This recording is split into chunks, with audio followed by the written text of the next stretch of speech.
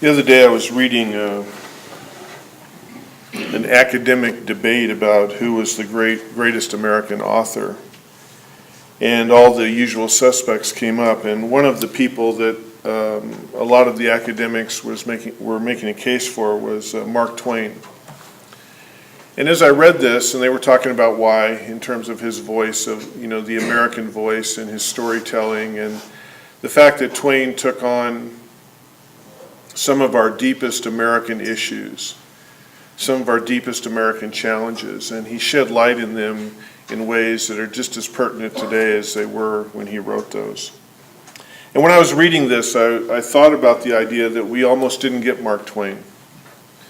And the reason that we ran the risk of not getting Mark Twain is because during the Civil War, he actually enlisted in the rebel army. And after a few weeks, and this is up to debate, it could have been anywhere from 2 to 4 weeks, he took a look around and decided that wasn't his kind of party. And so he headed west. He deserted and headed west. He had a brother who was living in Nevada at the time.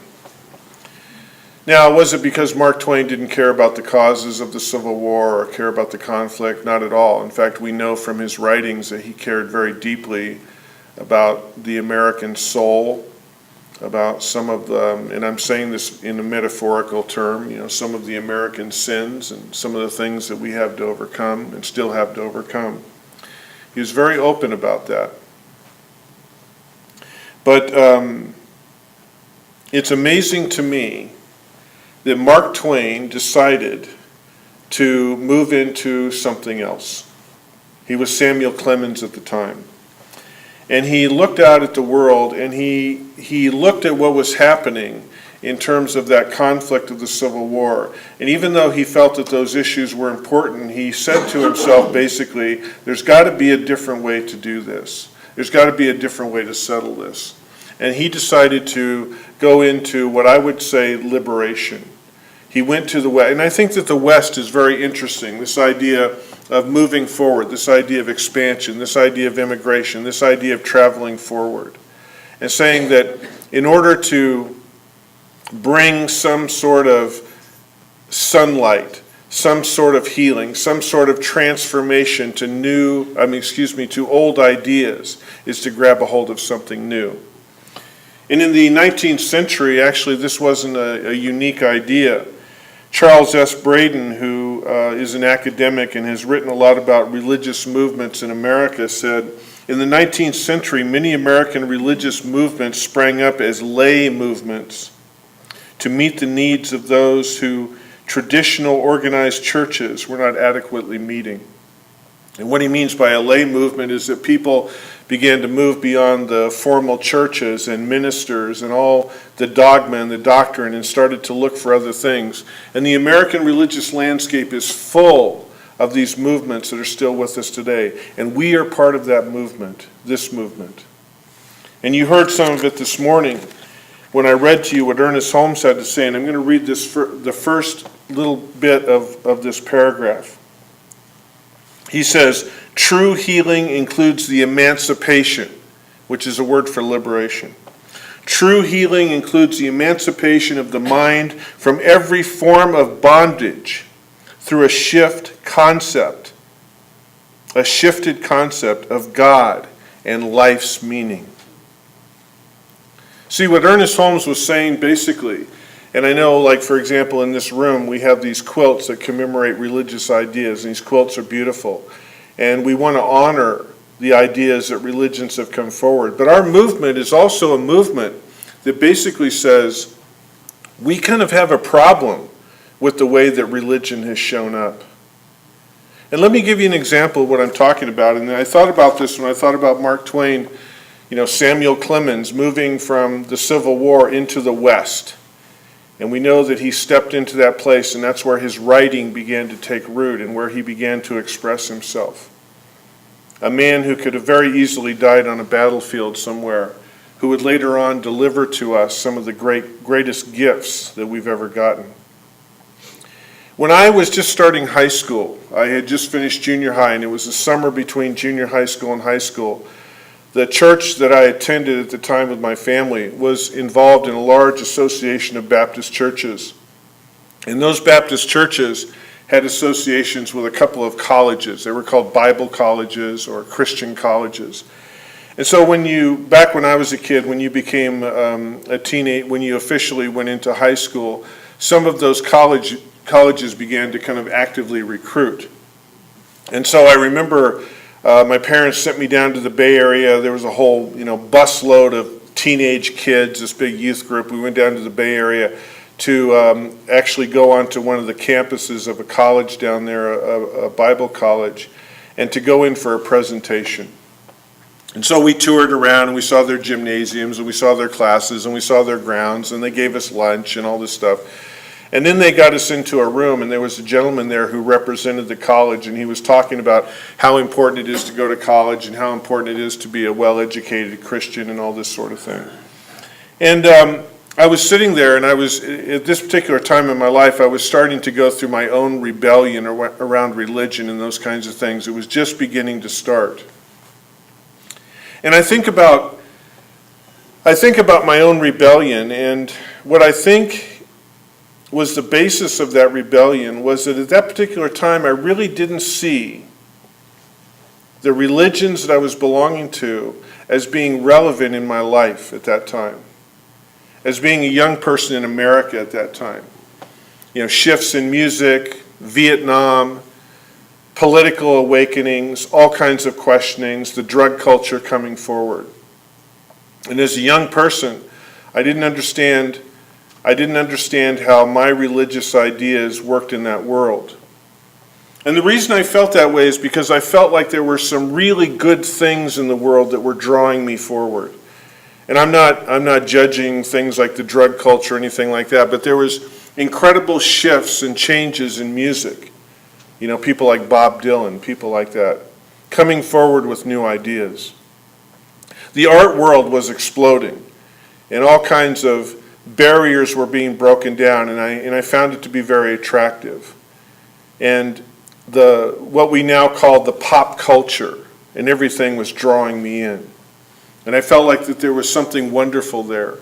But I belonged to a religion that was basically saying there was a concept that anything to do with the flesh, and this is the way they put it, anything to do with the flesh, which was the material world, which was the physical world, was somehow of darkness and not of God. And that God was somewhere out there somewhere. And in order for me to get to God, I needed to let go of anything that was in the physical world or the flesh, and I needed to concentrate on the idea that if I was saved and if I lived the life that they wanted me to live, according to their dogma, that someday I would get to go to heaven.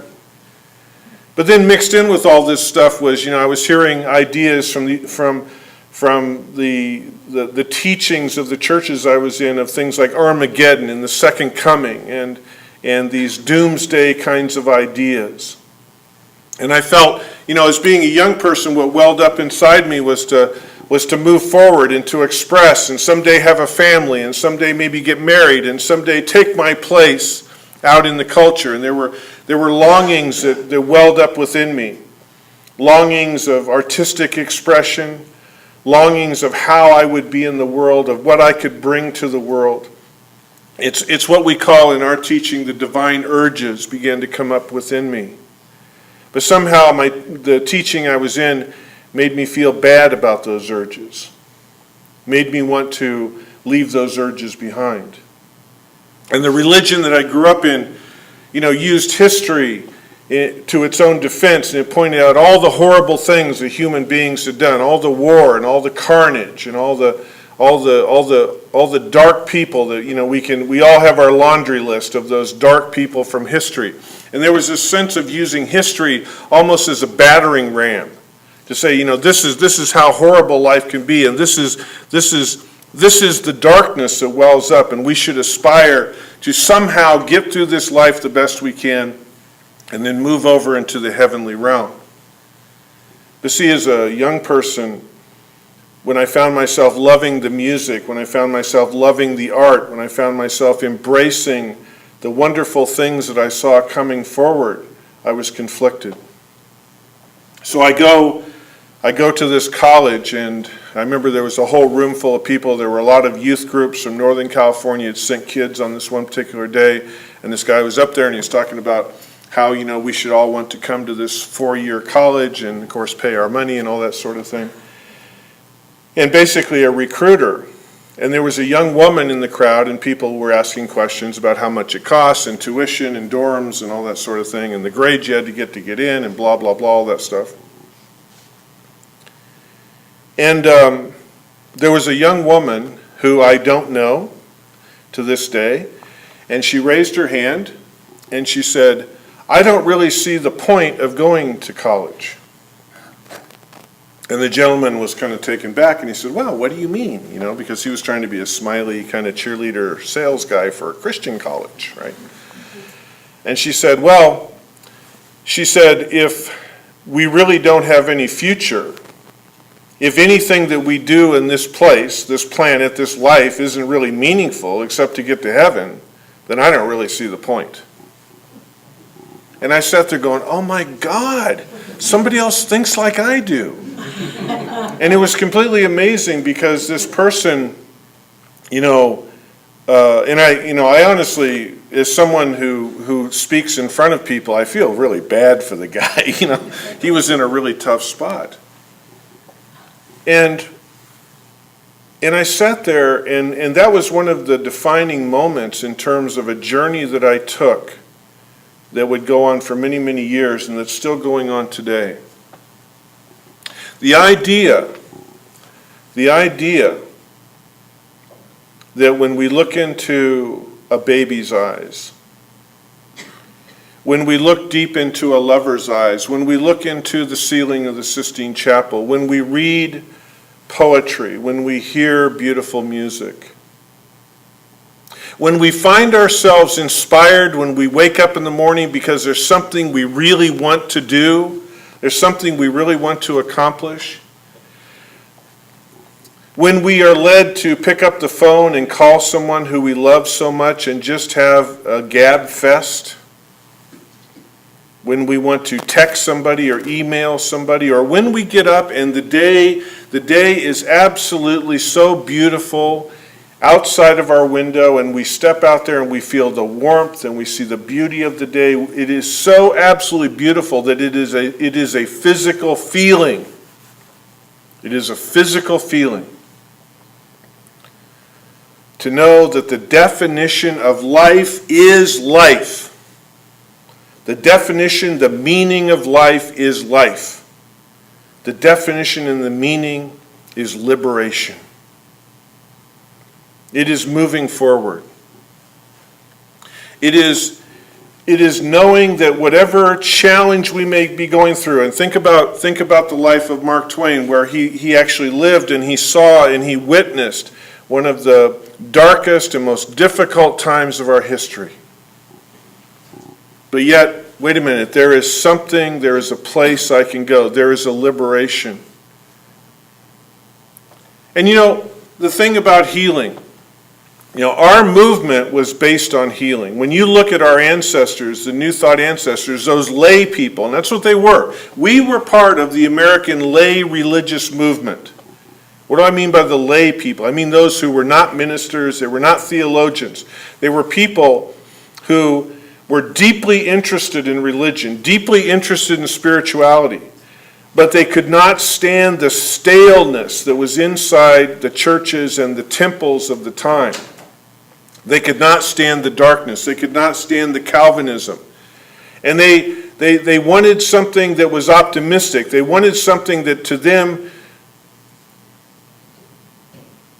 painted a realistic picture of the beauty and the force and the transformative power of life.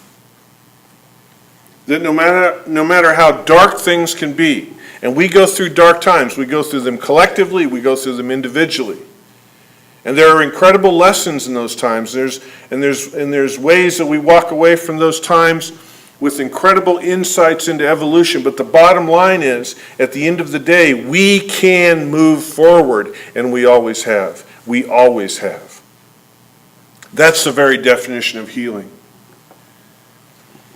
Our spiritual ancestors did not want people to use history as a weapon. And people use history as a weapon all the time. Well, we can't possibly move forward because. And with human beings, that has never been the case. With life, that has never been the case. You know, someone I've had since I came up with my title for today, you know, the principle, the meaning of life. Everyone, wow, that's really big. That's monumental, and I agree. But really, it's not. It's simple. The definition of life is life. The meaning of life is life. It's liberation. It's emancipation. It's moving forward. And when you think about, you know, our metaphysical ancestors, and they were people, I've been doing a lot of reading about people like Myrtle Fillmore and those kinds of people. And in the 19th century, you know, first of all, you know, women were starting to become educated. The society was shifting, especially in what we call the United States today. There had been so much war and so much carnage, and there were so many things going on. But at the same time, there were so many movements in this world. You know, people like Darwin had come forward, the Transcendentalists had come forward, all kinds of thinkers. And you got a woman named Myrtle Fillmore who would later go on, and she would co-found one of our sister movements called Unity. And she was told, like so many people at that time, as a young woman, you need to just go home and die. That's what you need to do, because you have this thing called tuberculosis. Phineas Quimby had tuberculosis. Ernest Holmes' mother had tuberculosis. And back in those days, they kept it at bay, but at some point it's, you need to just go home and die. And these people said, no, no, no. There is something bigger and larger and more expansive. There is liberation. And if you can't give it to me, then I will leave the dusty rooms of the church. I will leave the dusty books. I will leave the dusty dogma behind, and I will move into something larger. I will move into something greater. I will move into something bigger. I will transcend, transform. I will liberate. And so when Ernest Holmes talks about the idea of a shifted concept of God and life's meaning, he is taking on religion right there. He was saying, you know, it's fine to pull out all the beautiful things of religion, but understand, if you're in a religious situation that is limiting, that limits your value, that limits the journey that you're in right now, that could possibly say that in any way, shape, or form that you are limited from going forward in the way that you want to go forward, that is something you need to shift away from. You see, in our movement, we believe in the eternality of the soul. We believe in evolution. And in order to have a meaning of life, what it all means is you have to put those pieces together. And I think that, and I'm not trying to be hard on religious figures from history who may have come up with other conclusions, but I think that sometimes life can be so challenging. And I know that this physical life, these bodies that we have a shelf life of so many years. We come in this world, and then at some point we move forward. And I think that maybe they allowed themselves to get caught up in that idea and not look at something larger. Ernest Holmes talks about the idea that life cannot be divided against itself. It's an idea that we are bigger than what we appear to be in this physical world. And what was strange to me growing up in Christianity was, on one level, they wanted to sell me on the idea that somehow there was something bigger, that was perpetual, that was eternal. But then there was this idea that anything, any way that I showed up in the world, any expression, any physicality was sometimes tainted and dark and sinful. And I never understood that. And if you read Ernest Holmes' writing, he will tell you the same thing. I don't get it. How can you say God is unlimited and then limit it? How can you say that God is unlimited, but you know, how can you say that God is unlimited, but then condemn the ceiling of the Sistine Chapel, condemn the beauty of this world, condemn what it is that we create, condemn great art, great music, great poetry, condemn all the places that we've come, all the realizations? How can you do that? And I agree with Holmes. There's a contradiction there that I can't seem to reconcile. And that is the basis of our movement. There's an old saying, if we can conceive it, we can achieve it. And that's what human beings have shown over and over again. Now, that being said, I know that there are some really, really, really big challenges that we have been living with for thousands, possibly millions of years. And I know that as those challenges come up, it seems to me that for me personally, and I'm not trying to inflict my feelings on anybody else, but every time I begin to hear the sabers of war rattle, I ask myself a question: why in the world can't we figure this out? But I know that we will. I know that we will. And I think that along the way, we make sometimes those baby steps. And every time I see that we move away from the oneness, which is what we truly are, when we separate men and women, and when we separate skin colors, and when we separate regions, and I ask myself a question: why can't we get there? And I know that we will. Because Ernest Holmes says that he suggests that we not be bound by principle, in other words, bound by history. And I know that many of us in this room today, and I include myself in this, when I look at my life, I can truly identify with the fact that we cannot be bound by history, because, there's parts of my history that if somehow I were to flash them up on the wall, you would find pretty unbelievable. But I'm not bound by that, because this is a new day, a new idea, a new concept. That's, Ernest Holmes believed that what we teach, and along with all our other sisters and brothers in New Thought, there's a belief that what we teach is the religion of the future. But, Holmes said, it may not be called what we call it. It may be called something else. That one day we're going to wake up and we're going to say, wow, we as human beings, we have incredible potential. And someday in the halls of our power, and this is my prayer, is that in the halls of the power of this world, that when nations and people have conflict, that there are people who are going to say, we are good enough to work this out. We are good enough to work this out. And we are good enough to see the truth of each other. And we are good enough to overcome our history.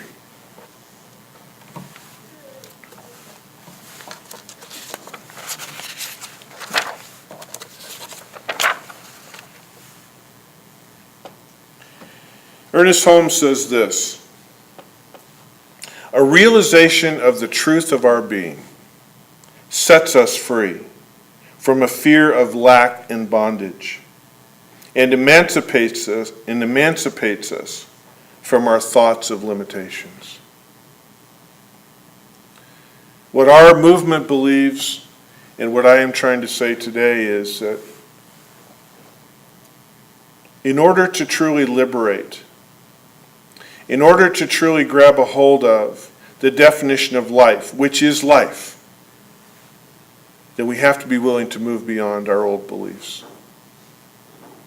We don't have to condemn them.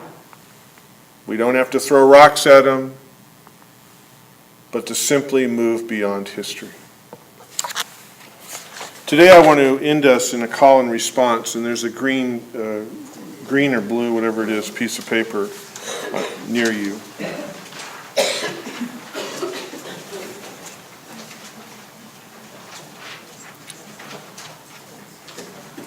And I'm going to read the emboldened part of it, and you together are going to read the next line, the lighter. And if you can, I would encourage you to put your right hand on your heart. And just for a moment, as you place your hand on your heart, just really feel that heart center. We're not doing the Pledge of Allegiance of the flag. I want you to really just feel, just go into that place. the heart, the center of our being. Metaphysically, the heart center is the center of where we live. It is our home. It is where we reside. It is our feelings. It is our wisdom. And as you read your part, I would encourage you to feel the vibration in your chest, to feel that energy coming from the heart. So I will begin. A realization of the infinite truth of our being sets us free through the liberation of our beliefs. A realization of our infinite birthright of peace. Sets us free through the liberation of our beliefs. A realization of the implied abundance of the universe in which we live. Sets us free through the liberation of our beliefs. A realization that our divine heritage is one of authentic self-expression. Sets us free through the liberation of our beliefs. A realization that happiness is within our reach and attainable. Sets us free through the liberation of our beliefs. A realization that God's meaning and life's meaning are one in the same. Sets us free through the liberation of our beliefs. A realization that we are firmly rooted in the universal and eternal essence of the life force. Sets us free through the liberation of our beliefs. A realization that healing is a conscious choice. Sets us free through the liberation of our beliefs. A realization that we are eternally loved. Sets us free through the liberation of our beliefs.